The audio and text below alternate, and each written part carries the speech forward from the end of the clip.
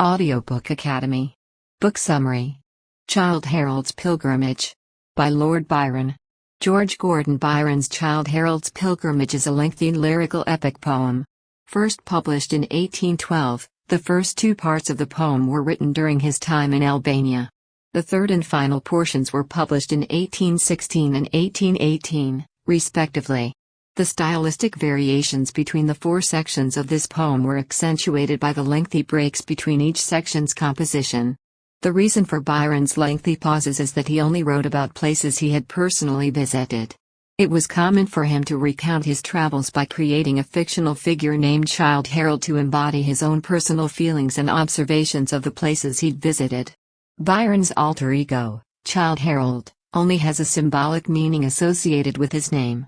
Childe, Squire, future knight, is a fitting moniker for the character because he aspires to be a hero but lacks the qualities of courage, bravery, and emotional stability necessary to be a traditional hero. Authors who want to create additional Byronistic characters can look to his character as a model for how to do so.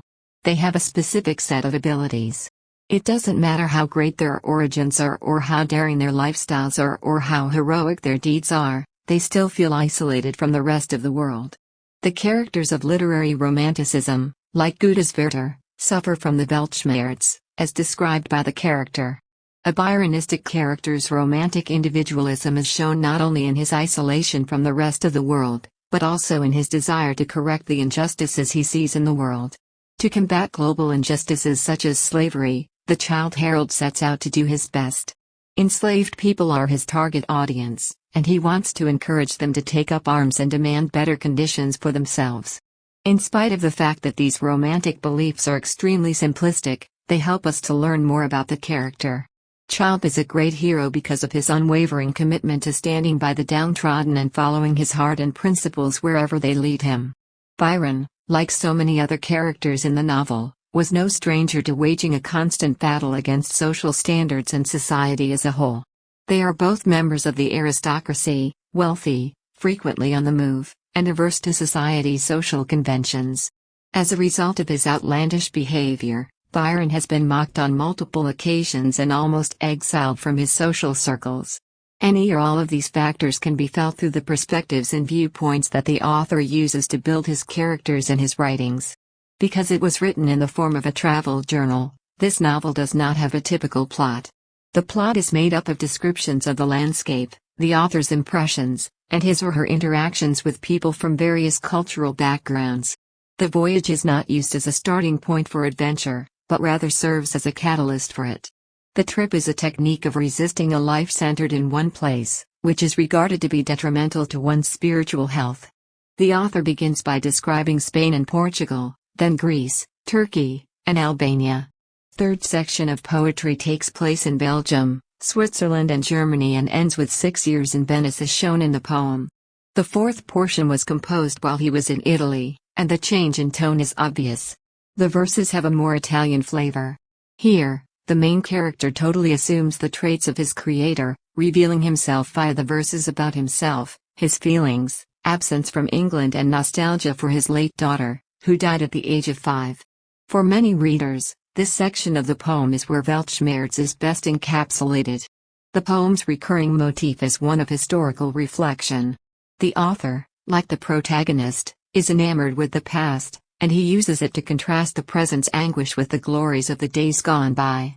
Childe's trip to Greece, where he expected to encounter the splendor and beauty of this cradle of civilization, serves as a real-world example of this. His journey is cut short by the devastation of local wars and inconsequential conflicts. Slavery replaced glory in the protagonist's life, spurring him to struggle for social justice. Every 9-verse stanza in this poem is counted. The author utilizes a song "Good Night" as a poetic fragment and a salutation between the 13th and 14th verses of the first portion. The word goodbye is repeatedly said by him as he conveys his grief at having to leave his homeland.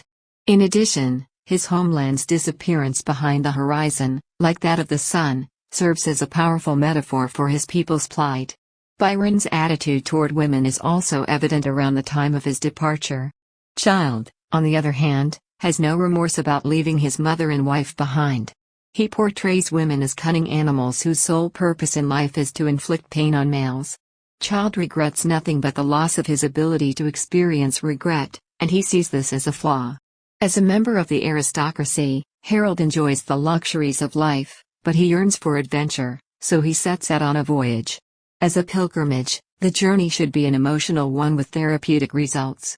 He wants to get away from the shackles of civilization and explore the wilderness on his own terms, free from the constraints of society's rules and regulations. His voyage begins with his departure from his own land, as does every other journey. A vague sense of melancholy and sadness pervades him as he watches the sun set over his own nation. People around him weep as they say goodbye to their loved ones, but Childe does not feel any pain because he has been exiled from society. He's not filled with love for another person, and his emotions are limited to a sense of nostalgia for the past. The fact that he is incapable of feeling makes him feel bad about himself. As a man who despises all women, Childe cannot understand a man who weeps over the loss of his wife. He remembers them as the ones who damaged him and left him in agony. In the beginning, he travels to Spain and Portugal, where he is enamored with the rich history, culture, and wine of these two countries.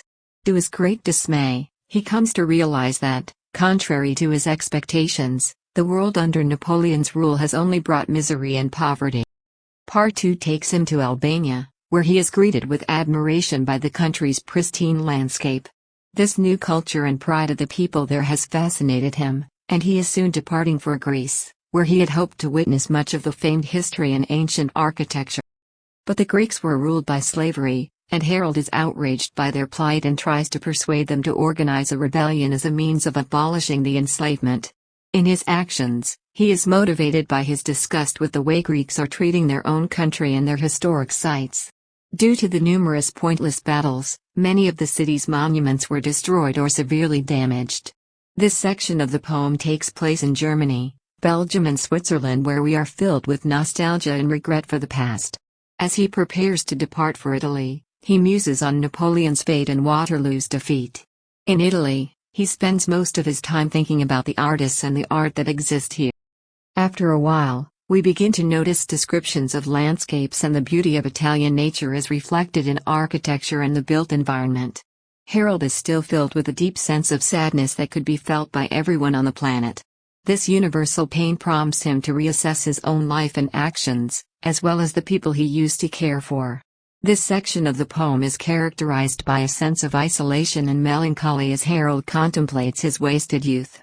Harold reflects on the fame he previously enjoyed and how quickly it ebbed away. The man seeks to achieve a sense of peace and tranquility in nature by deliberately separating himself from humans and their creations. He is still alone in the forest, but he is still troubled by the difficulties of life and the internal battles that he has waged for so long. Childe Harold, the protagonist of this novel, also represents the author. Because Harold comes from a well-respected aristocratic family, he has an easier time juggling his daily life while being monetarily disadvantaged and unable to work.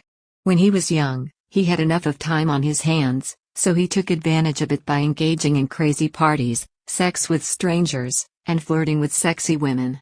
He was unable to lead a meaningful and full life because of the constant parties and social annoyances.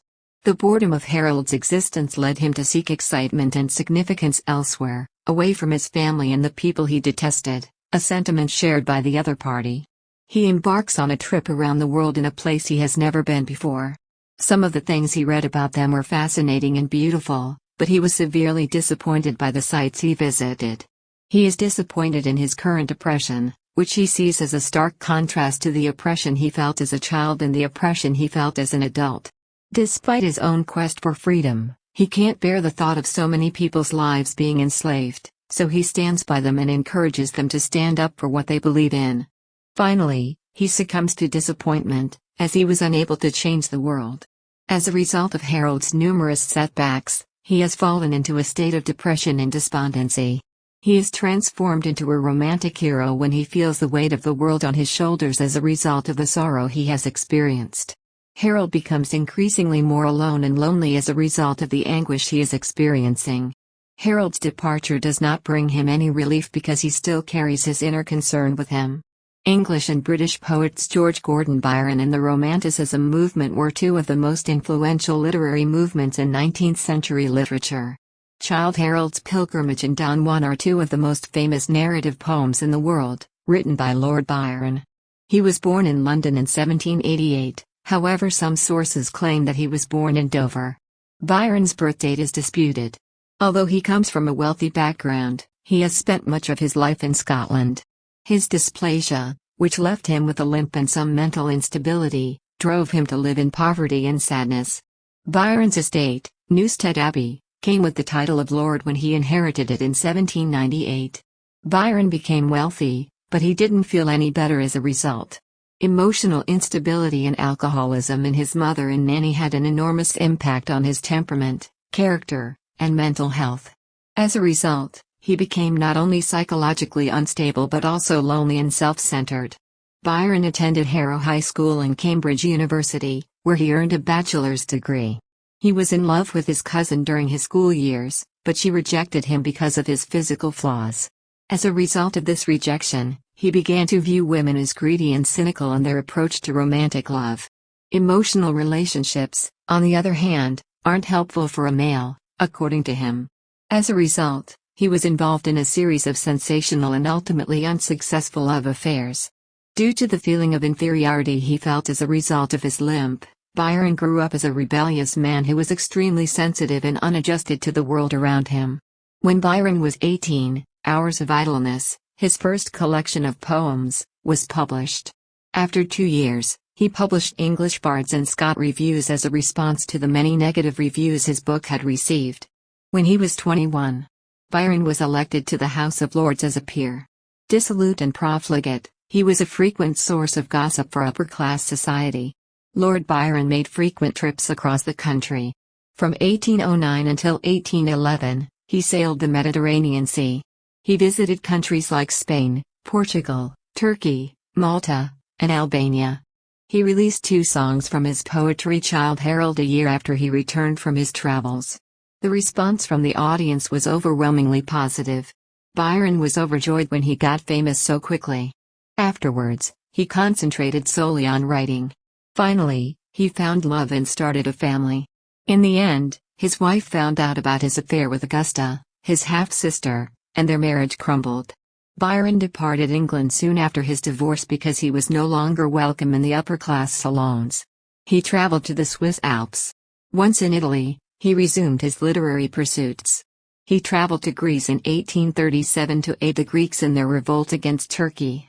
Despite this, he succumbed to a fever before his 37th birthday, and died shortly thereafter.